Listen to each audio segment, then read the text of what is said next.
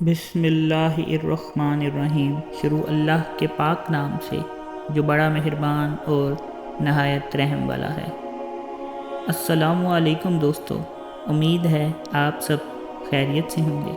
آج کی ویڈیو میں ہم ایک بہت اہم حدیث میں سے ایک پیش کر رہے ہیں جو ہمارے پیارے پیغمبر صلی اللہ علیہ وسلم کی زبانی سے نقل کی گئی ہے۔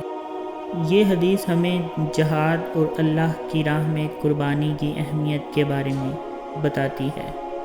پیغمبر صلی اللہ علیہ وسلم نے فرمایا کہ جو شخص اللہ کی راہ میں جہاد کے لیے نکلا، اللہ اس کا ضامن ہو گیا۔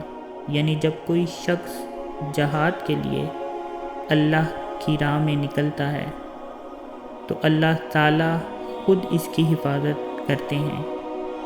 پیغمبر صلی اللہ علیہ وسلم کا ادب سے خطاب کرتے ہوئے اللہ فرماتے ہیں کہ اس شخص کو میری ذات پر یقین ہے اور میرے پیغمبر کی تصدیق نے اس کو اس سرفروشی کے لیے گھر سے نکالا ہے۔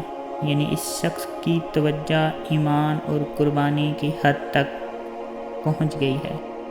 پیغمبر صلی اللہ علیہ وسلم خود اس بات کا ضامن ہوتے ہیں کہ یا تو اللہ اس شخص کو جنت میں داخل کریں گے شہید ہونے کے بعد، یا پھر اس کو واپس کر کے ثواب اور مال غنیمت کے ساتھ لوٹائیں گے۔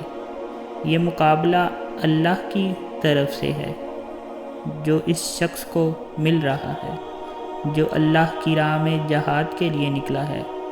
پیغمبر صلی اللہ علیہ وسلم یہ بھی فرما رہے ہیں کہ اگر وہ اپنی امت کے لیے یہ کام مشکل سمجھتے ہوں تو وہ لشکر سے جدا نہیں ہوتے ہیں۔